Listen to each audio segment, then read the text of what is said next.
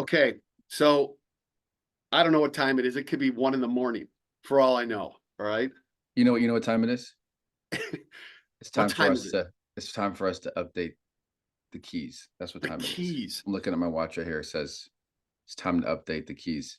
Okay, I think we need a name first of all, because keys is probably a trademark name. Ah, Okay, shit. the election keys. All right. So Signals.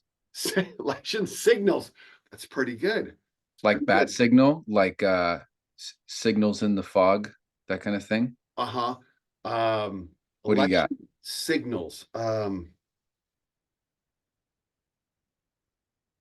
Yeah, keys are kind of boring. But when we say keys, people know what we mean.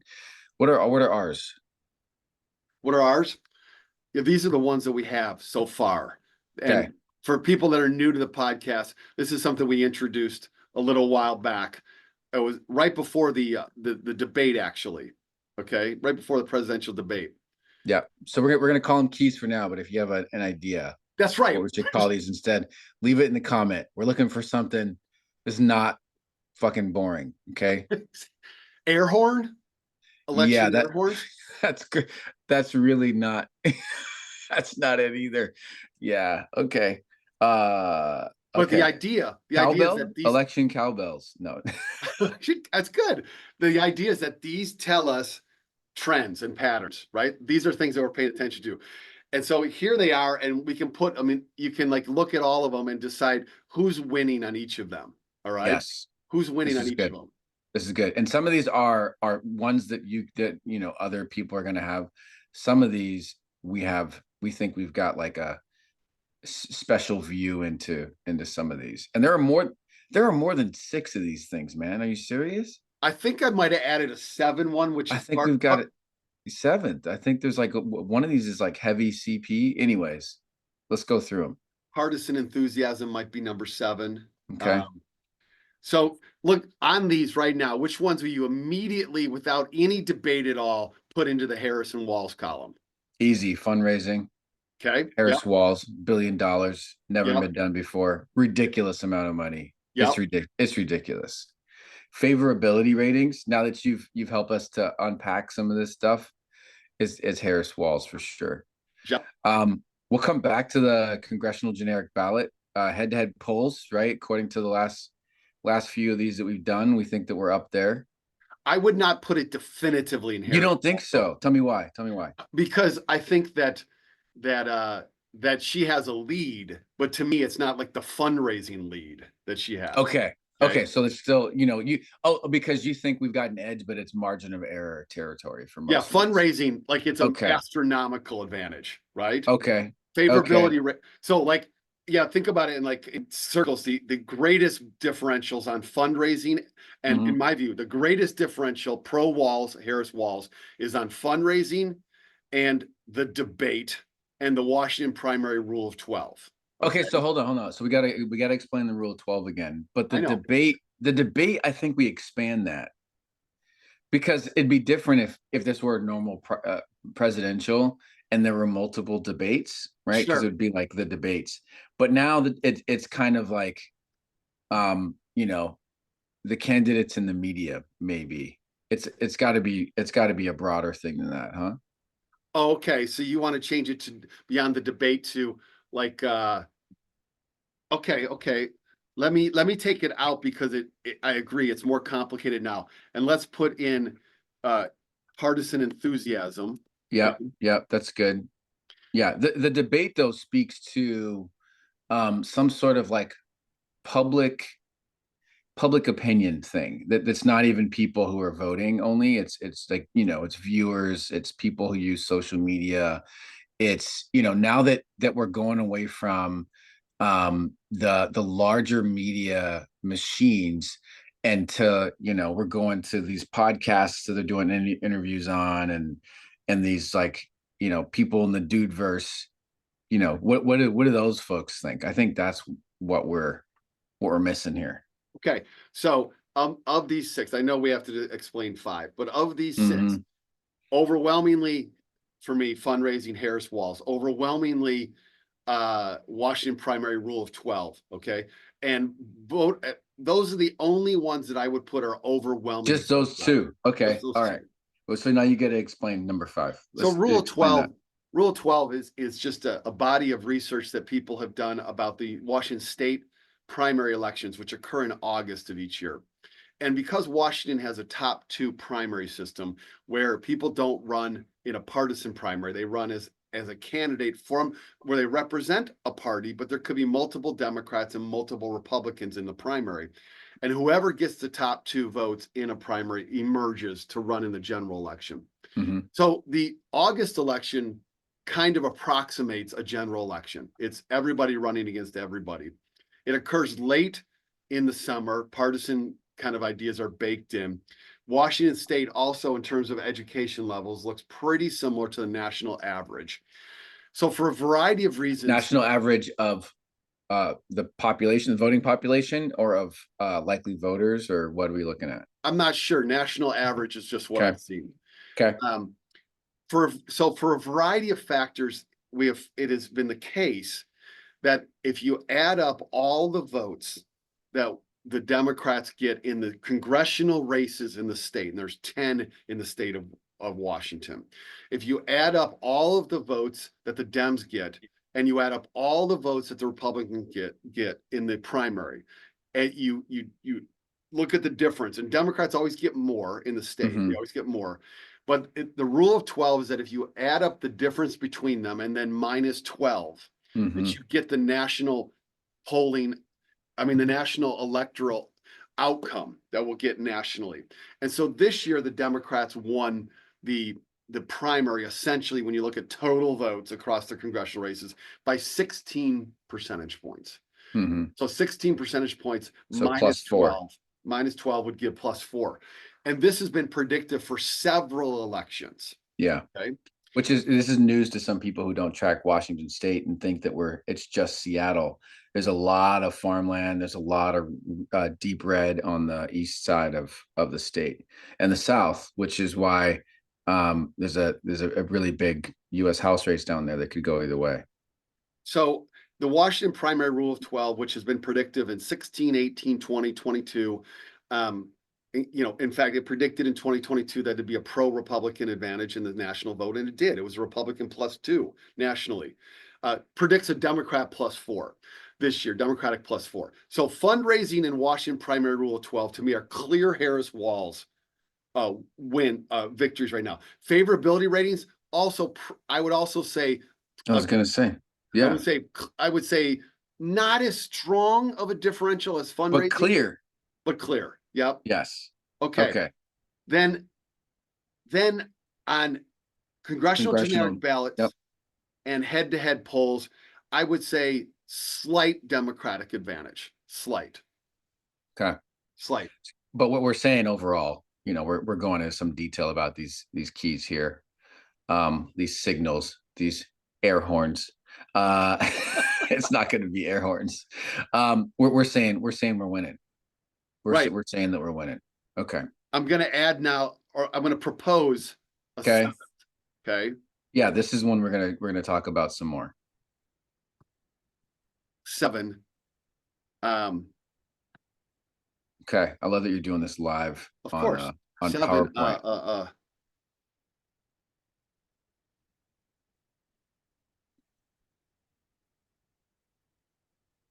Okay.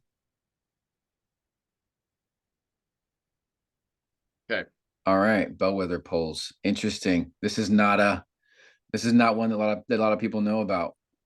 No, it's something that I've been paying attention to for the last couple elections, but it's like not the top 6 keys, and you can't really have the key until you get closer to the election, because these polls don't get made until closer to the election. Okay. Yeah, this is what I love about this period of time is the signals that we get are there are more of them. There are more of them, and they're unique to this period.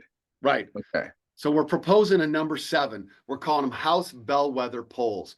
I don't know if I spelled weather correctly here. Probably not. I don't think so. That's the whether or not. This is whether or not.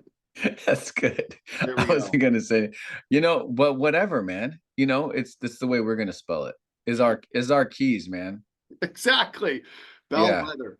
Yeah. All right. So what are House bellwether polls? They are polls that often the most sophisticated punditry and analysis out there does, because they target these districts in the country that are really, really indicative of the national mood and where we're going. And so Okay. you gotta know this to do the poll. You gotta know where these districts are. You gotta have the money to do this kind of poll. All right, you gotta have the money.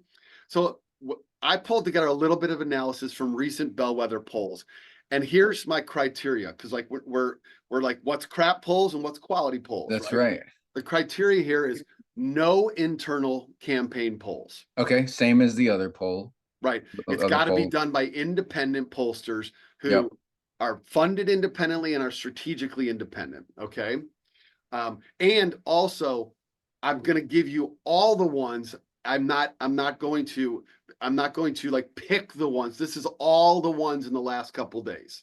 Yeah, Okay. because they're just starting to come in. So Yeah. first you're gonna dump what we've got, and then we'll pick them apart later. Okay, not Okay. today, but later on in the season. Okay. Let's see where we are. Oh, let's see. Wait. Where are we at? Okay. Okay. Oh, whoops. Using the wrong PowerPoint. Wrong PowerPoint. Wrong PowerPoint. This is this one clearly is Microsoft lecture September 9th. You're showing everybody all your sausage making here. That's fine. It's the thing about me, and I think about you too, is that if you see us in the sausage making, we're still the same person. Okay. That's right. Okay, right. Here we go. Here we go. From October 21st, Anna Paulina Luna, who is a MAGA nutcase, all right, in Florida, is an incumbent, though. She won election in 2022. Of course she is. Of course. Of course. Wait. I love how you're like, she's crazy, terrible, and also she got elected last time in Florida. In Florida, exactly. Of course. Yeah. Okay. Go ahead. But the 13th is a long kind of bellwether district. And so she's an incumbent. And this poll by the St. Petersburg Times newspaper of a couple of days ago shows it as a dead heat. All right. Okay. That's interesting.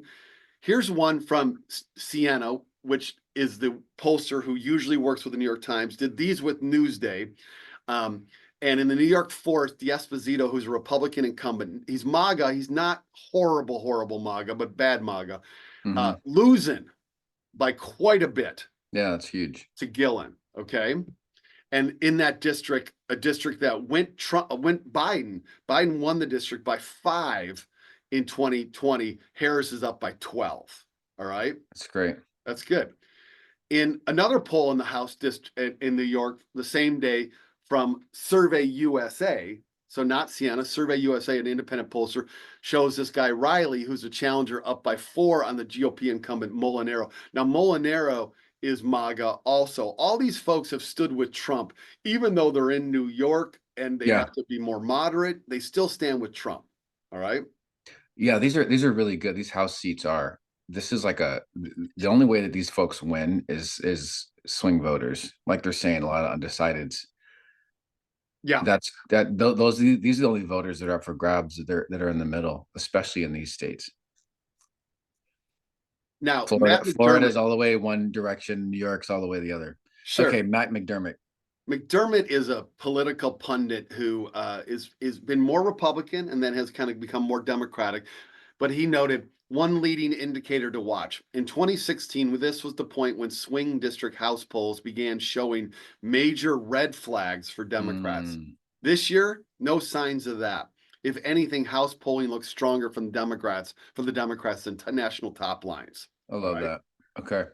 Here's one that came out yesterday in Virginia. Jen Kiggins. Yeah, in Virginia. Yeah. In the Virginia 2nd, Jen Kiggins beat Elaine Luria, who was a Democratic candidate and a longtime Democrat incumbent.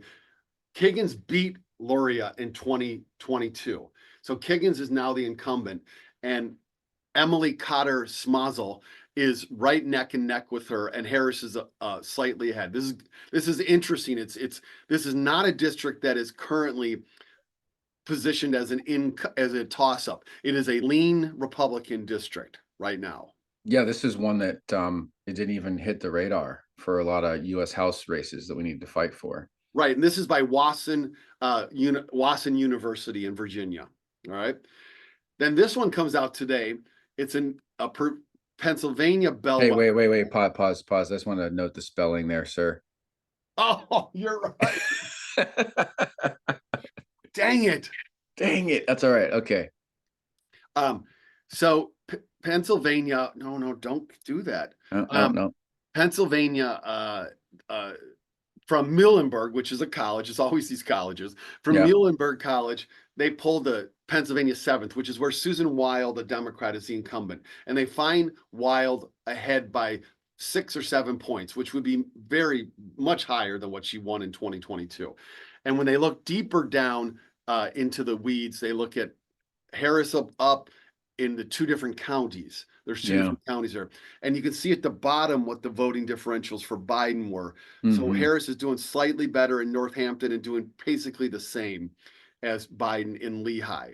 All right. These are ultimate bellwether districts in the state of Pennsylvania. All right. When these data came out, people are like, if these numbers are correct, Harris is going to win Pennsylvania. Okay. That's huge. So here's what Blank Slate says. Blank Slate's a good political analyst.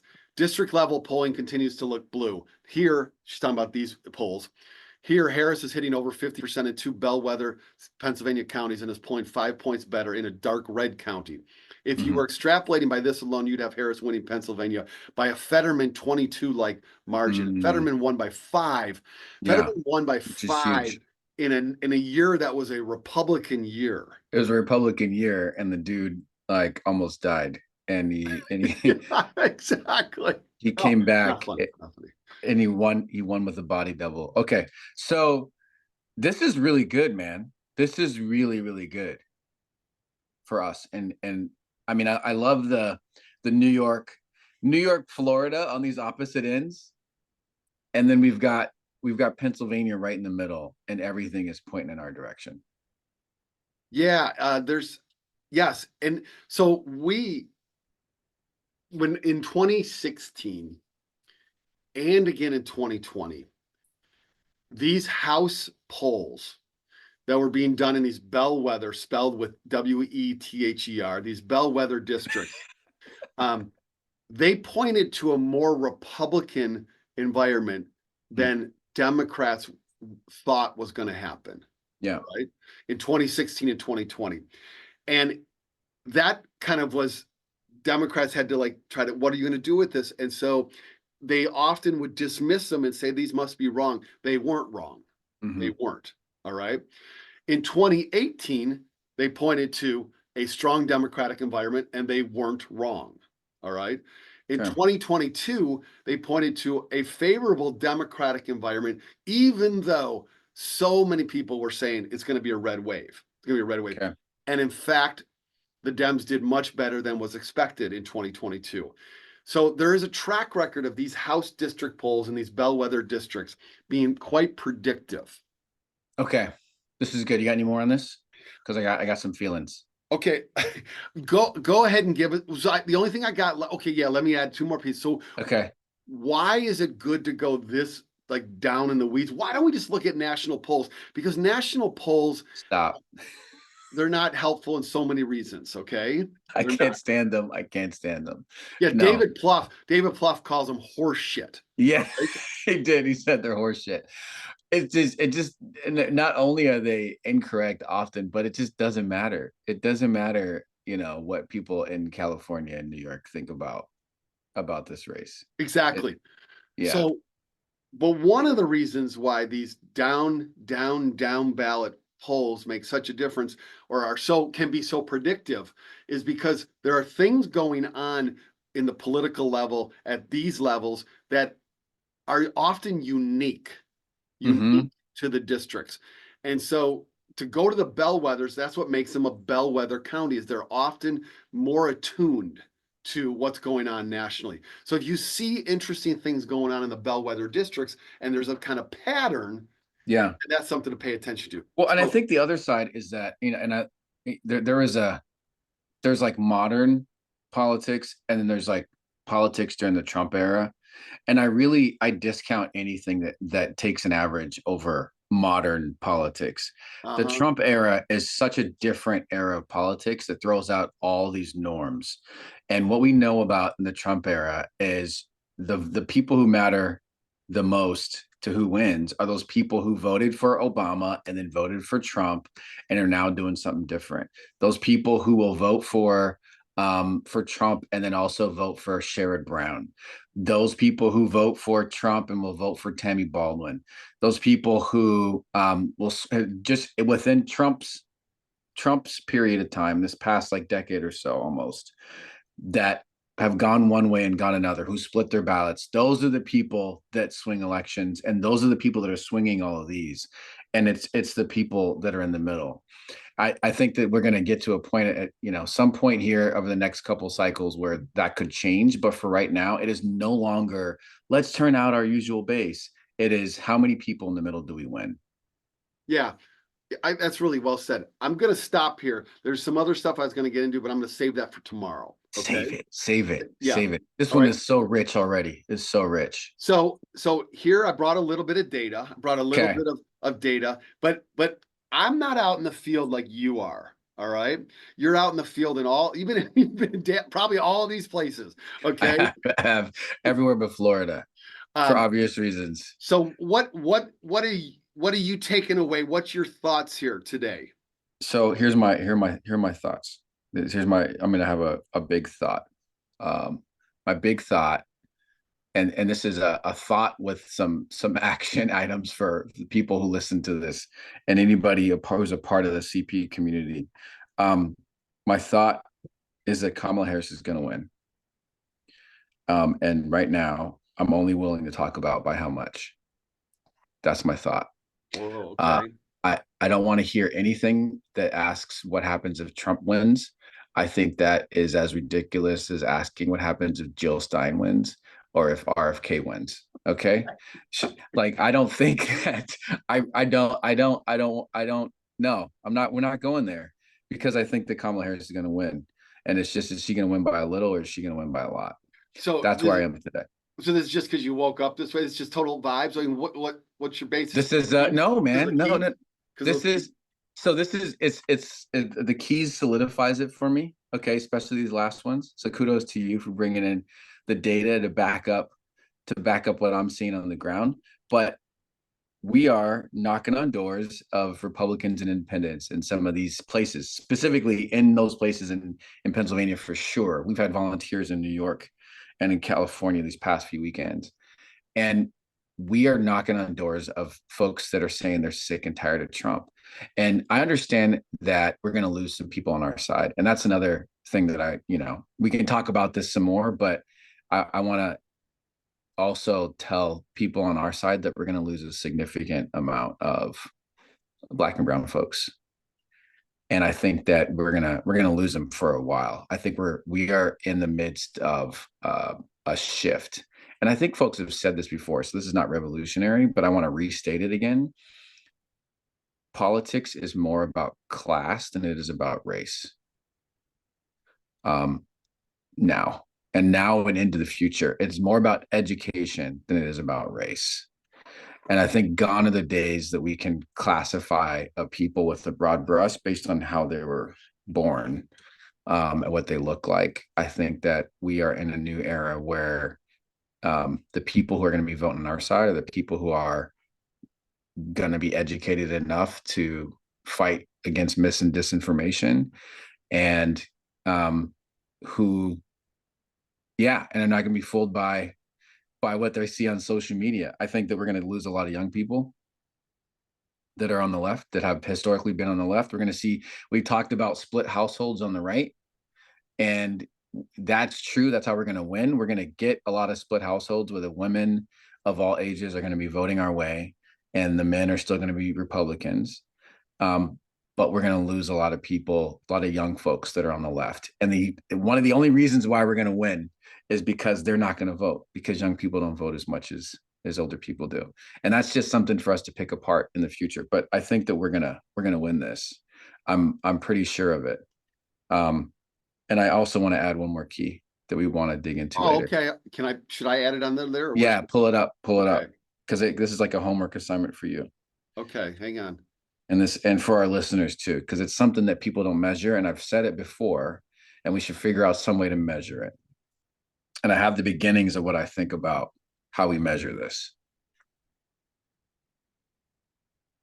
And unfortunately, it's going to hinge upon a bunch of news stories that we're going to have to do research on. But Okay, here we go. let's put it in an eighth key. Okay. Here, let's see. I had to go find it because remember I was working in the wrong PowerPoint. That's right. You're gonna have to move that out of that presentation that you gave. I know. I'm gonna have to. By the way, David does presentations for organizations. If you didn't pull from this episode and realize that, we all do actually. We want to spread the good word of our way of thinking. You got it? Oh, why is it doing that? Okay. All right. Let's see. Oh yeah, there we go. All right. No, you're not seeing that, right? I'm not seeing it. Key number 8. Okay, hang on, man. Just wait. It's coming. It's coming. Air horn number 8.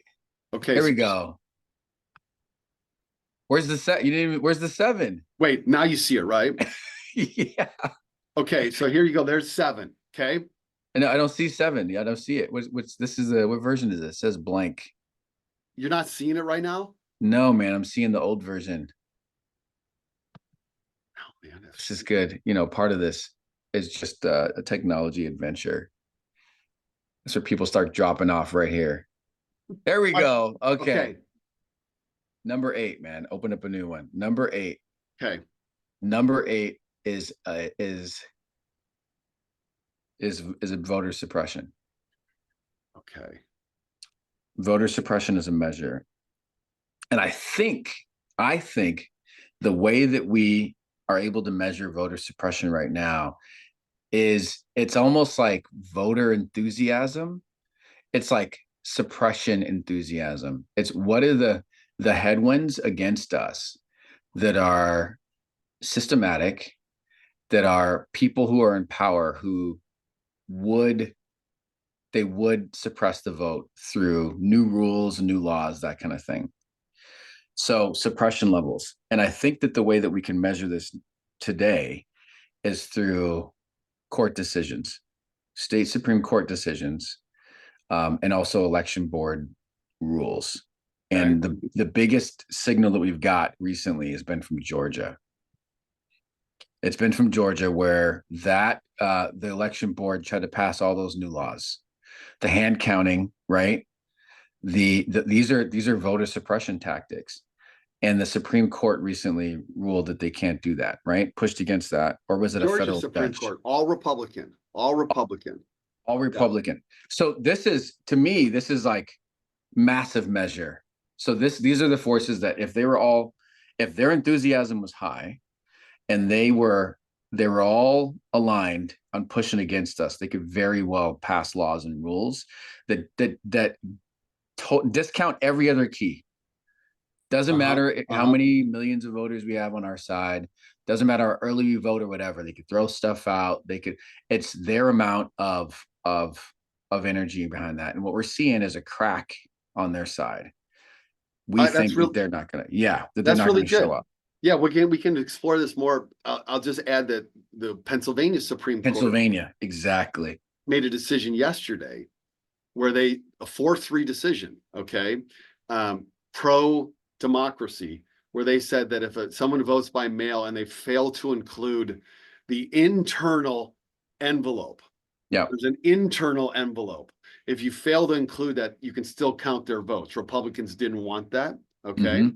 So this is a pro-democracy, pro-voting rights decision. So I think that right now there's enough of those pro-democracy court decisions, as you're saying, that are holding. So yeah, and I think that the people who make those decisions is super important.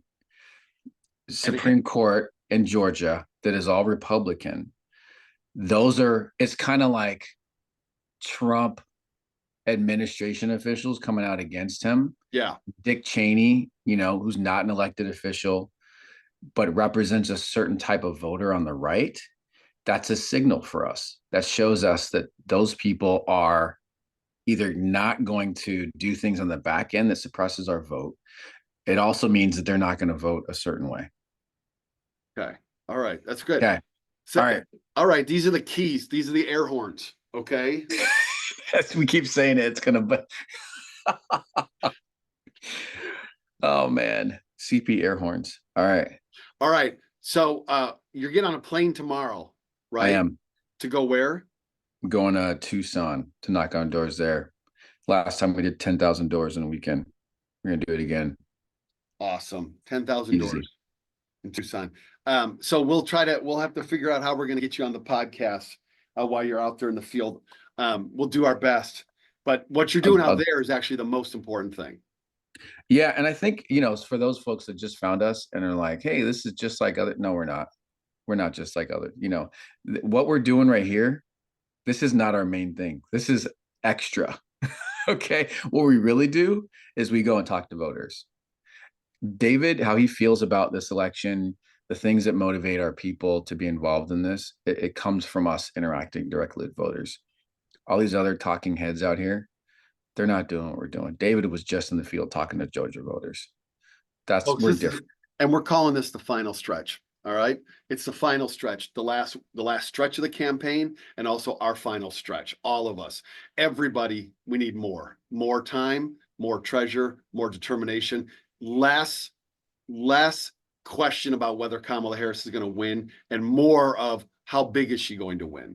That's right. Damn it. Words. That's right. Damn it. Let's go. All right. Let's go. Let's fucking go, man. Let's go. Let's go. Let's go. Let's go. I'm out of here.